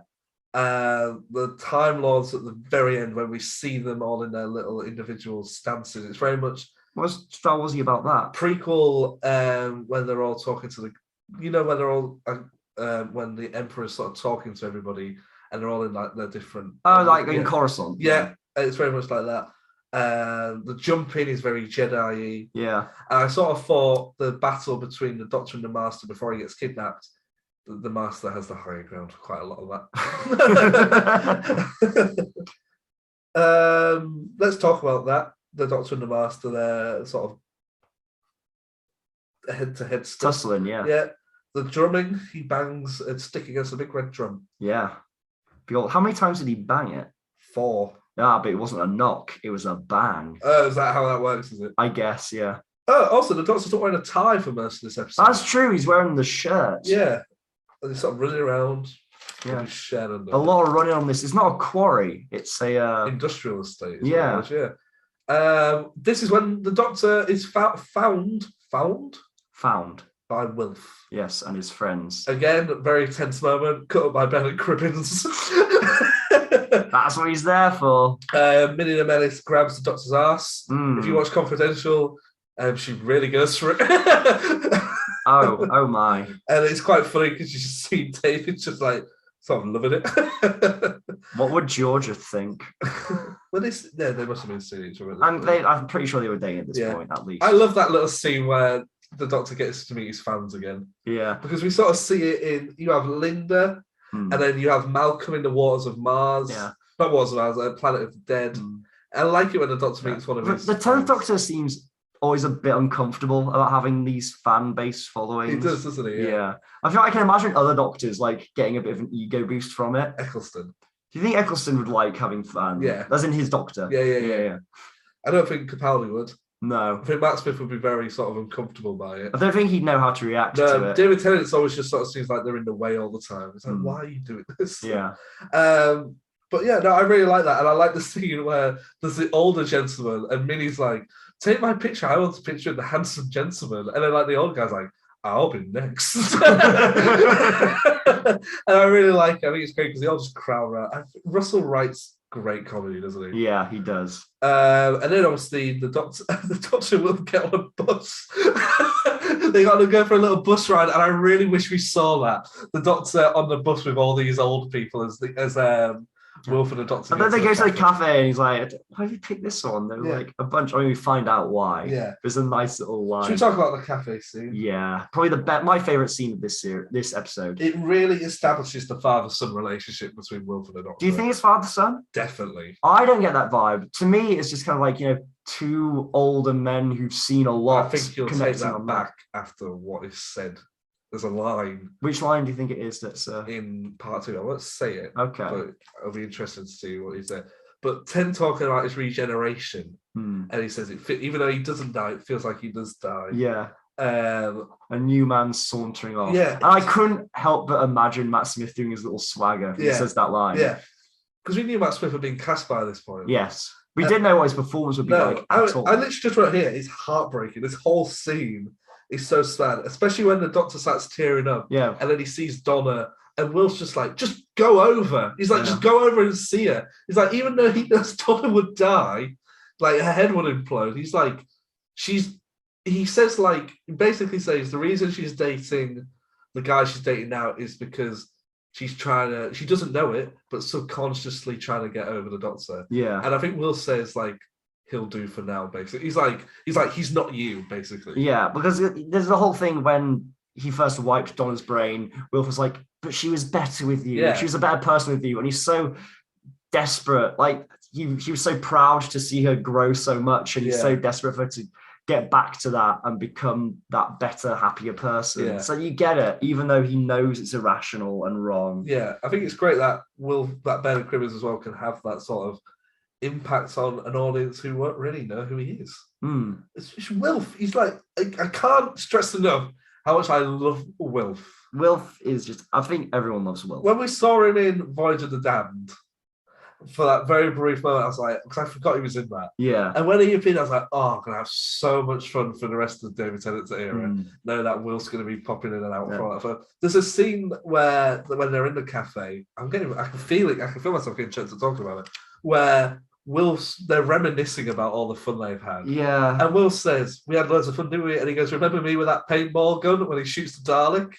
And he says it, and I'm like, oh, yeah, because it's like, if I met Bernard Cribbins, I would be like, I just want to be like, you are so good. And I feel that's like what's happening there. It's like, Bernard Cribbins going, remember when I did that fun thing in Doctor Who? It's amazing. It's so good. Yeah. What do you mean? What was the thing about the father-son thing then? Wait and see. Next week, we'll talk about it. Oh, is it in next week's episode? Yeah. Okay. John Simmons, great. We've already got that. Anything else about this scene that we haven't mentioned? I mean, we haven't said that obviously Donna's back in this episode as well. Yes, she is, isn't she? Should we talk about a bit more about Donna? Yeah. She doesn't seem as much of an arsehole as she was when we last saw her. No. She seems sort of mellowed and sort of more family orientated than she used to be. Yeah, definitely. Because she's now dating someone, Temple. Yes. Can't remember his name. Temple. Well, that's the bit they draw attention to. Yeah. Yeah. But she seems to be doing... She's doing all right. Apart from money and stuff, apparently, isn't it? Yeah. Like, she's on minimum wage and he doesn't make much. And yeah. I mean, even when he comes around with the presents later, he apologizes for the presents. And yeah. Poor. Oh, he seems like a nice guy. Yeah. The master is kidnapped. Yeah. And the doctor's shot. He was shot? Yeah, isn't he? When the master gets taken away in the helicopter, the doctor goes, no, and he gets shot, and the camera pans around. Yeah. Not shot, not gunshot. No, yes, he's gunshot. That's what Russell said in Confidential. Really? The doctor's just been shot. Yeah. Oh, damn. Do your research, bitch. I watched the episode. I like that whole scene. It's very good. Yeah, it's good. Because they do that thing where the master, they sort of reverse what happened last time we saw the Doctor and Master, is that instead of the Doctor holding the Master uses electric energy on the Doctor and then holds the Doctor in the same way that the Master was held by. It's interesting. He always has like a weird relationship, the Doctor and the Master, because they just go way back and they connect in a way. The Doctor doesn't really connect to any of his other foes. Yeah. But at the same time, Master's like, evil dude. Yeah. Yeah. Wilf watching the Queen's speech and that woman appears again. Yes. Who could she be? Oh, maybe we'll never find out. I mean, we've heard like we'll talk about this. Things. Yeah. Sylvia meeting the Doctor again. That was very funny. And then Wilf runs away and he joins the TARDIS. Yes, and the very rush of by the way, it's been on the inside. And there's that little bit where Wilf's the way he says, I thought it'd be cleaner. And then they shake hands and he says, welcome aboard. Yeah. I sort of think, oh. Do you wish that there was a full series of... Maybe not a full series, but I'd like to maybe see a couple of... There's a big Finnish... let me see if I can find it. So I've got it downloaded. I've been listening to a little bit of it and I'm really enjoying it. What is it? It's a big Finnish 10th Doctor Donna story. It's also got Sylvia in it. Okay. And it's also... Here it is. It's called Doctor Who No Place. It's haunted makeovers. It's home improvement. It's a bit like like Ghost Hunters. The Doctor appears on one of those Ghost Hunters TV shows. Like him and Donna have to pass off as husband and wife, and Ben and Wilf is like the granddad, and Sylvia's. It's really fun. Yeah. What do you think? Sylvia's in this episode as well. Yes, she seems more happy to see the Doctor than she was seems before. more civil. Yeah. Like she says Merry Christmas. Yeah, I like that, yeah. Because she's like, you can't be here. Well, Donna sees you. The Doctor goes, Merry Christmas. She goes, and Merry Christmas to you. Yeah, I love the scene where Will throws off because he does his little waddle as the Doctor says, you're not coming with me. He's like, you're not leaving me there. And then she starts shouting in the street and then Donna comes out and says, are you shouting at thin air? He's like, yes. Yeah. Yeah. The green aliens, go on. Yeah, I like them. Yeah. I mean, we don't really see a ton of them right now. Did we find out what their actual ulterior motive was? Because their thing was they wanted to use that technology for themselves, didn't they? Yeah, maybe it's a bit more in the next episode. Yeah, or maybe not. Maybe. But I saw a conversation Russell Wilson said he really liked Malakathalatta. Yes, and these guys are a relation. Yeah. A different species. Yeah, just taller and green instead of smaller and red. Yeah. That was fun. I like the bit when the master fixes the machine and then they put him back in his chains. And he's basically like, come on, I just fixed this thing for you. Yeah. Can't believe they got Barack Obama. And that is unbelievable. Barack Obama agreed to be in an episode of Doctor Who. They do it quite well. Yeah, it is until they see him in front of his face. It's like, that's not Barack Obama. Yeah. It's interesting it's kind of a very time capsule thing watching this and how excited British people are about Barack Obama. Because not being funny, I feel like there's not the same kind of like enthusiasm about someone like Joe Biden right now. No, yeah. We don't really have that much vested interest in Joe Biden, the president of the US right now, but back then, like Barack Obama, be like, cool. Obama, he's great. Yeah. I mean, I think generally in British culture, we quite like Americans a little bit. You think so? I think we like it when we meet an American. We don't tend to like Americans. I'm just speaking generally, of course, not talking about us. Basically, today I met an American. Yeah. And I was with 3 guys who were all from around here. And we were trying to advertise our university society. Okay. And an American guy came up from Texas. And we spent more time talking to him about America and asking him lots of questions about America and Texas than we did trying to persuade him to join our society. Yeah, and then we walked over and we were like, that was so cool. Why is it so cool that he's American? I know. I remember listening to an interview with Ricky Gervais, on his old XFM show, and he was talking about when an American came to his school and all the kids were like amazed by him because he said tube instead of tube. Oh. And he said tube and toothpaste. And then apparently it's Tuesday, innit? Us Brits. And then Ricky Gervais apparently as a kid went, yeah, I said tube. And all these guys went, no, you don't, Gervais. When the Doctor shows up and he realizes what the Master's intentions are, there's a big grin on the Master's face as he sort of loves the fact that the Doctor's freaking his and he can't do anything about it. Go on. That was it. Will picks up a gun thinking it's a phone. That's funny. Yeah. I missed that bit. Where he's in the box and the phone rings and it's Donna. And she's phoning. Yeah. And just as he picks up the phone, he picks up the gun and he puts it to his head and he goes, hello. Oh. You should watch Confidential because the scene where they film everybody's head shaking. Oh yeah. They like filming like one of the actors backstage like just shaking their head, getting ready to like do it. And then you see like David Tennant and Bernard Crimmins like run up. And it's like they're annoying everybody on set like these 2 mischievous guys. And it's so good. They're like this person's shaking their head and David and Bernard are just basically just ripping them apart. I bet everyone's heads hurted like so much. Well, what they did is they just filmed it 4 frames per second. Okay. So it's just somebody going like this. Oh, okay. So they didn't have to like shake it super fast or anything. No. Okay, that's better. Murray Gold's score, utterly amazing. We haven't spoken. Oh, praise him. He's always very good at scoring these cliffhanger moments. Yeah.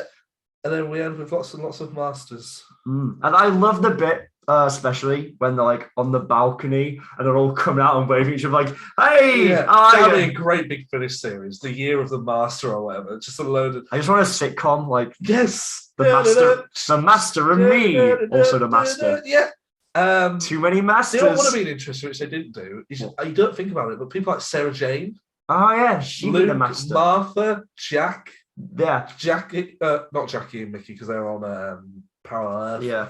But like all these other people, they've all turned into the master. Yeah, that's weird. Yeah. That's very weird. Yeah. Is K9 the master? What do you think to this episode then, Harry? I thought it was fun. It's one of the best, it is the best first part 2-parter. In the past, the first parts of the 2-parters often are quite boring. Are we not counting the 3-parters?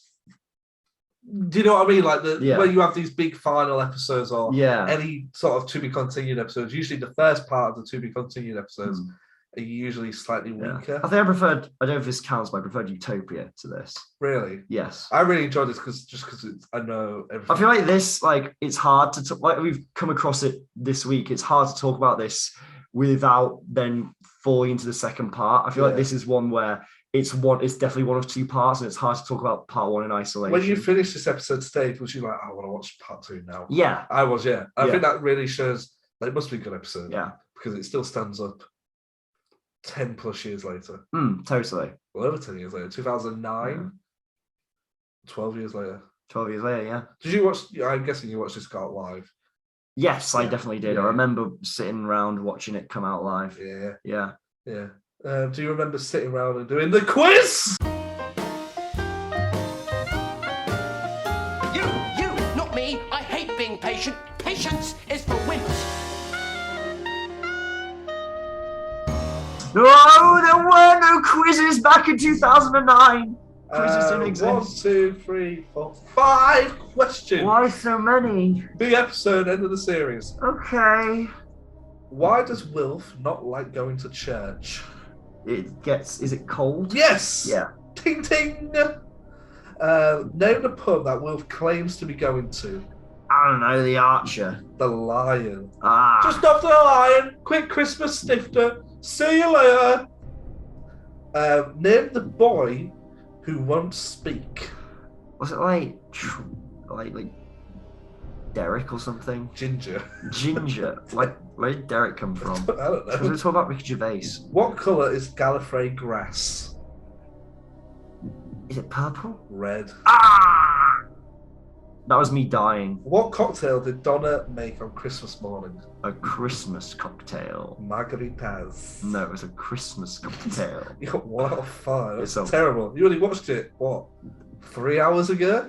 Mm-hmm.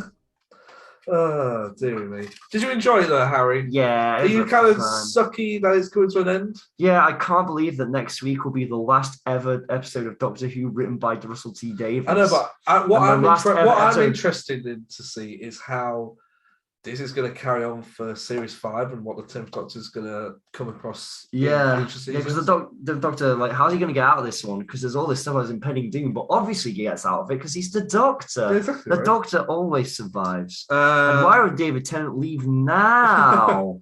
I mean, I'm also looking forward to Series 5 stuff. For podcast stuff, there might be a short break whilst we record some Matt Smith stuff because otherwise it's going to be... But I'm so eager to start doing my Matt Smith as the 11th Doctor. Chicks everywhere. Lots of chicks in the time. Hello, I'm Matt Smith and bow ties are cool. Harry, what do you want to recommend? Before I go, I just want to tell you were fantastic. Anomalisa. A what? Anomalisa. What's Anomalisa? It's a 2015 stop motion film written and co-directed by... Your mum. It was co-directed by Charlie Kaufman. Who's he? He is one of the best screenwriters in Hollywood right now. He wrote Being John Malkovich, Eternal Sunshine of the Spotless Mind. He's great. And this is a stop motion film that he wrote and co-directed. It's very, very interesting. It's one of those where I don't like being one of those guys where it's like, the less I say about it, the better. But it's not a very long film. It's like 70 minutes, something like that. And it's just so packed full of really interesting things I've not seen really done in any other film. Yeah. It's quite adult. There's some quite adult things within it. Is there a penis? Yes. Is there a boob? I believe there is. Does someone say the word shit? I can't remember if they say the word shit. There's definitely swearing. I'm pretty Say certain. one of the swears. Go on. I can't remember any of the swear words in it. Does someone say bugger me? Someone might say bugger. I'm not sure. Oh, wow. I actually can't remember. Not one for the kids. But anyway, this isn't buggering. It's not one for the kids. It's not one for the kids. This isn't Wallace and Gromit, but it is stop motion. Cool. Nice one. I'm going to recommend... I've got 2 things to recommend, one of which is I think you should go and see. Sorry, one of them is a good thing, one of them is a bad thing. Why do you want to recommend a bad thing? So that people don't go see it. Oh, so you want to unrecommend it? Yeah. Dissuade it. I'm going to recommend recycling, Harry. As in just the act of recycling? Just the act of recycling. Because this week, it's a very long-winded story, so hold on. I've been binge-watching a lot of Gogglebox. I put it on in the background, and it's just on. I like Gogglebox. Yeah, it's on Netflix. It's great. And then I was sat here the other day, I was having my tea, and I was just watching it, and they were reacting to David Attenborough's Netflix series called Hostile Planet. Okay. I think it was called. That could be the wrong one. But basically, they show how the ice caps have melted. Yeah. And they show walruses all gathering together to try and survive. Yeah. And some of them are now living on tops of cliffs. Oh, man. Like a walrus that weighs like a ton, I think they say, is that like living on like the top of a cliff just to try and find some space. Jesus. But then like it sees the water and it just jumps off the cliff and obviously it dies. Oh, and then God. the camera pulls out and you see like 150 dead walruses on the ground. Jesus. So I like instantly went out and I bought like a load of recycling bags because I try and recycle, but it was more like, that's plastic, I'll put it in the recycling. But if you actually, this is basically what I'm recommending. If you just look at your thing, a lot of the time, not all of the product is actually recyclable. I bought some pasties and the plastic tray that the pasties were in were recyclable, but the plastic film isn't recyclable. But not everybody knows that. So it often says on the back of the packet, if there isn't a recycle thing, don't risk it, because if you put something that isn't recyclable in the recycling, none of it can be recycled. Like none of the whole bin? No, all has to go in just general waste. Right. So there you go. Okay. And then what I'm not going to recommend is the Eternals, because it's god awful. It's I don't know much about it. I know it was directed by Chloe Zhao. It's 2.5 hours long. There's a character called Kingo. Is there? I don't know. You've already watched it. I watched it last night. I went with my friend. I went to Harrison, our friend Jenny, and can I spoil it? Well, I can't speak on behalf of the listeners. I'm talking about you. I'm not planning to watch Eternals. All right, okay. Maybe skip over this if you don't want Eternal spoiled for you. But it's just so boring. It opens with an opening crawl. Like Star Wars? Not horizontal going into the distance, just text coming up the screen. Like vertical? Yeah. No music or anything, just white text on a black background. So I'm instantly, and I think maybe because I'm an amateur filmmaker and film student, I instantly went, that is so lazy, because you're doing that because you can't think of a way to show what you're, and it's not relevant really. You don't need the information. No, not really. And then let's say the first 20 minutes of the film are like the history of the Eternals, and then it sort of shows them breaking up. Okay. But just before they break up, one of the characters sums up everything you've just seen in 2 sentences. Okay, so like you didn't need to show me. You could have just cut 20 minutes out of this boring film and just show me this character say these 2 lines, and then show them getting back together. Because that's quite interesting how they get back together, because it sort of shows how these aliens have now sort of found their way into human culture and what they're doing now. Some of them have families, some of them are movie stars. So that's quite good. Okay. But it's just so boring and long and bland. I know there's a lot of stuff about Marvel movies are so bland, but compare this to like No Way Home. Sorry, not No Way Home. Far From Home. Yeah. Far From Home looks like a lollipop. It's like colourful. Yeah. This is just like deserts and snow. It's just like that's interesting because I remember and the effects are god awful. I remember Kevin Feige making a big deal about how so much of this movie was done in camera and how it looked really good. Can I ask, because I know this is a big criticism that for a period was definitely held at Marvel movies, did it look like it was color graded? Just like it's all like it looks like someone's put a cinematic filter on it. Just to make everything look a bit grayer. So does it look like it's the colors are done in a way to make it pop visually? It doesn't pop. It doesn't pop? No. There's no pop? No. Well, for a comic book, like, you kind of want it to pop. Yeah, I know, right? The opening scene, not the opening scene, one of the opening scenes is some of the Eternals fighting these, like, returning monsters, which are like dragons. Oh, yeah, I think I've seen that, yeah. I'm watching it, and I'm just going, it's all CGI. There's, like, Angelina Jolie's character, who's really good. Angelina Jolie's amazing. She's Angelina Jolie. But I'm watching it, and I'm going, I don't understand why they had to film it this way. Okay. And I think that's maybe my criticism is a lot of it. I'm watching it going, there's no actors here. This is just a CGI character fighting another CGI character. Well, my understanding about... And the jokes are terrible and the quips don't work. And my understanding about how the action scenes are done is that that's not the director's input, that the VFX studios, because they're churning out some of these movies so quickly, the kind of previous people choreograph and frame all the action. Who's the guy in it who's in The Bodyguard? What's his name? I'm not too sure. But you know who I mean is like the main. I've not watched The Bodyguard. Okay, right, okay. But he can fly. He's basically Superman. Oh yeah, I know. I mean, they reference Superman and Batman in this movie. So wait, are Superman and Batman fictional characters in the MCU? Yeah. How does that? Okay. So I sort of watched that. I sort of thought, well, they're having to reference other superheroes so that we understand these superheroes. How lazy can we get? And then So basically, this guy is Superman, but the flying is awful. There's a scene where he kicks another character off a cliff, right? And then he goes down to pick up the dead body, right? Yeah. But like as he goes past the dead body, you're watching it from bird's eye view. Yeah. He just sort of just like it's quite hard to explain verbally, but he sort of just does so like this pen here is a dead body. Yeah. He just does this. He doesn't like bend over to pick her up. The body just goes past and this other body. There's no kind of momentum. No, and it's like just really sucky. Wow. I've maybe been a bit too harsh. The first half is god awful. The second half is slightly better. Okay. But it's one of those films where I'm watching it and I'm going, I don't actually know what's going on. Yeah. You know, when you're watching it thinking, okay, they're going to tell me in a minute what like this film's about. Hmm. And then I'm like, I don't know what the hell's going on. The post credits though are worth the wait. I've heard, I know this is spoilery, I've heard that like Harry Styles is Thanos' brother. Harry Styles appears in the post credit scenes. It's amazing. But he appears with a little elf, and the CGI on that elf is appalling. So is it really bad VFX all around? Pretty much. Do you think it could be a Black Panther style situation? Because I know that some of the VFX are like rushed on Black Panther. I don't know. Maybe the post credits I get because it's just the post credits. But like, I'm like, flying can't be that difficult. I mean, you see YouTube tutorials and it looks pretty good. Yeah, it's like Man of Steel back in 2011 looked really good. The flying. Yeah. Yeah. And I think there's just a lot of it where I'm like, I've seen so much of this now. Do you feel like the Marvel movies, the MCU is kind of reaching an end point? I wasn't looking forward to this movie anyway. Yeah. But I went to see it because my friends wanted to go see it. I hadn't seen my friends in a while. And I thought, I will go see it because we've said it on the podcast before. I never want to go to the cinema and be disappointed. Yeah. I always want to enjoy the film.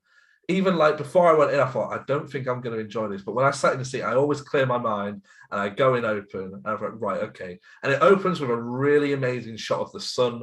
And there is a lot of really interesting landscape shots and credits. Yeah, because I watched Nomadland, who this directed, and that film looks stunning. Yeah, that film has some beautiful shots. It looks really good, but I feel like that if it was something like June, it would work better. Have you seen June? I haven't, but from what I've heard and from what I've seen, that seems to have been maybe what this movie should have taken. Okay. And that would have worked better. What was I going to say? I was going to say something else. But in terms of Marvel movies, I'm looking forward to No Way Home, looking forward to Blade, Fantastic Four. I'm looking forward to so much of the MCU. I'm looking forward to it when we see some of it. Yeah. Because one thing I feel like I've only really listened to is Spider-Man because I've only been paying attention because Spider-Man's the only upcoming MCU film I'm honestly excited for. And their rollout of promotional material, that film's coming out in like a month. In a month. And we've had one teaser trailer and one poster. And that one poster feels like a teaser poster because it's just Spider-Man and just... I saw a thing that they think there's going to release 2 more posters that go side by side. Okay. Do you remember when they did Age of Ultron and they released 7 posters that when you all put them together, they made one big poster? Okay, so do you think the 2 posters on the side will have you-know-who and what's his name on it? Yes. Okay. Because there were leaks today. Yeah. Very, very hard to Photoshop looking leaks. Yeah. Leaks that I think might probably be in the next trailer for Spider-Man. Well, I heard rumours there was meant to be a trailer last night, which was the 8th of November, because it was Monday Night Football in America. That's usually like a big thing. So I was surprised there wasn't a trailer. They need to have a trailer soon. And they need to get... It does suck when stuff gets leaked. Yeah. But I feel like there comes a point... They've been holding back for so long. Yeah. Way too long. I think what they should have done is we should have had a No Way Home trailer earlier than we currently have. Yeah. And what was I going to say? Earlier than we currently have. And then the second trailer should have come out maybe about a week or so ago. And it shouldn't have shown Tobey Maguire and Andrew Garfield as Spider-Man, but maybe just show them as Peter Parker. Yes. Because then you get the surprise, you get the excitement of seeing them in the suits in the movie, but you get the confirmation that they're going to be there. See, the thing is, I'm anticipating when they appear in a movie, it's going to think of we first see them in their Spider-Man suits, and then they take off the mask and the reveal of... Yeah, it's going to be cool. Yeah. I mean, the one thing I'm actually wondering about is, because the 3 Spider-Man suits, they all obviously have their own unique designs, but at the end of the day, from a distance in a fight scene, their red bodysuits. Well, how are we Tom going to Holland's is black, isn't it now? Like, it has if you look black at, on it, yeah. I mean, there's a little minifigure in there. And that's the design they're using for most of the movie. Yeah. Andrew, from the leaks, Tobey Maguire's is looking different. Toby's is the same core design with like the white webbing, but apparently they've made it brighter. Yeah. They made the colours And bolder. Andrew Garfield's is the blue is very ocean blue almost, isn't it? Is it? Because to me, in the leaked image we've seen, it looks like the way it's color graded, they all look the same colors. Yeah, to me. but then again, that's a photo taken off a phone off a monitor, isn't it? Yeah. We'll see. Yeah. I mean, I just hope that when it comes to the fight scenes, I'll be able to tell who's who, because I'm guessing the final fight scene is going to be all three Spider-Men. I mean, together. if you look at Andrew Garfield there, you can see like where his buttock is. There's a different, brighter shade of blue compared to Toby. Yeah. Yeah. But anyhow, I'm excited to see them. I'd like to see the movie if I'm able to, like in cinemas, just because I want that. I really like the Sam Have you Raimi. go to London to watch it? That's something I've discussed with a friend. No, I only ask because as soon as tickets go on sale, I always buy 2 tickets anyway. So. Yeah, because I don't know whether or not, because of various things. I don't. I'll see. I'll see if I can make it. Yeah. I don't know. Cool. Anything else that we should talk about before we wrap this up? Shall I have a quick look online, see what's going on? Don't know. Is there anything else going on? I'm just having a quick look. Do you have anything you want to plug? Any shows? Not currently. Not presently. Let's have a look at BBC Entertainment. Oh, Diana Ross confirmed she'll play Glastonbury in 2022. Ooh, okay. Quantum Leap actor Dean Stockwell dies at 85. That was sad. I mean, there's all the Travis Scott stuff, but I don't really want to. I feel like it's fucking ridiculous what happened. Did you see the videos? I've not really engaged with it. There's the video of basically Travis Scott on stage. He sees the ambulance coming through the crowd. He says, everybody put 2 hands up to show respect for the 2 people who've been injured. And then goes on and plays a song, and everybody goes mental whilst an ambulance is trying to make its way to the front of the stage. Right. And then there's another video of, like, say, like, you're on the other side of this room, stood on the roof. Yeah. And then there's somebody here passed out. There's all paramedics around whilst people are being crushed, and he's on stage doing a fucking robot. Yeah, I don't even know how to begin to unpack that. I mean, at first I was like, oh, it's not his fault. But then I'm like, he's the figure overhead, and he could see what was going on, and he was in control of that crowd. Then that's the thing. Like, as as a band frontman or like a pop artist, when you're in those live shows, you really do command that crowd. Yeah, like I saw loads of stuff online afterwards where it was basically like there was a lot of Harry Styles stuff. And Why? Because does he do a lot of when he can see people struggling in the crowd, he'll stop a song. Yeah, and like everyone. I saw the thing like recently. You showed me it where like KSI, there was a fan in the front of the audience. He kind of collapsed and he stopped and got down to make sure. Yeah, exactly right. Spider-Man: No Way Home star Tom Holland says they've made Spidey's best movie, but warns it will be brutal. Spider-Man: No Way Home star Tom Holland on 3 generations coming together for the movie. What? Spider-Man: No Way Home, Peter Parker gets some spectacular help. Fuck off with your fan edits. Yeah. Shall I click on that 3 generations thing? Who's that quote attributed to? Tom Holland, apparently. Did Tom Holland just confirm a major Spider-Man: No Way Home rumor? Not exactly. During the interview, the actor spoke about Jamie Foxx and Alfred Molina. Well, then no. Yeah. Then no. I want to find a quote that I saw today where it was like him still trying to convince us. Yeah. I mean, I got it, at least he's better at it now. Yeah. I find it funny though, because like Tom and Andrew are really in the public eye and they're really, playing the denial, playing dumb, whatever. Yeah. And then Tobey Maguire's just walking around, just winking at people if they. Yeah. What we got here? I want to try and find the quote. It was really funny. Tom Holland insists Andrew Garfield and Tobey Maguire are not in Spider-Man: No Way Home, some disgusting film. People don't believe me when I say Maguire and Garfield are not coming back, but people are going to have to believe me at some point. I just want to tweet him that picture. Go, They'll say the same thing as like what Andrew Garfield said, where you'll say it's photoshopped. Yeah. And I've seen people trying to prove it's photoshopped, but it doesn't quite work, does it? It never quite lines up, and also like just the lighting on all 3 of them is just matches perfectly, yeah. And like the way they're posing their faces. Here's a new photo. Oh, is this an official one? Yeah. Oh, It's always the bridge scene. Yeah. Everyone's been like, is No Way Home just going to be the bridge scene against Doc Ock? Because that's the only thing they're showing off. I feel like... Why don't they just show us... Tom Holland says Spider-Man No Way Home is dark, sad, and it's going to be really affecting. You're going to see characters that you love go through things that you would never wish them to go through. Is Ned going to get beaten to a pulp in a street corner? He's going to go through a wall. He just gets thrown through a wall. It's like a perfect Ned shape. like in a cartoon. Yeah. And then he'll get up and there'll be birds going around him. Should we wrap this one up, Harry? Yeah, we've been talking for a while. This podcast is going to be about an hour and a half long, I've worked out. Wow. Yeah. Feature length.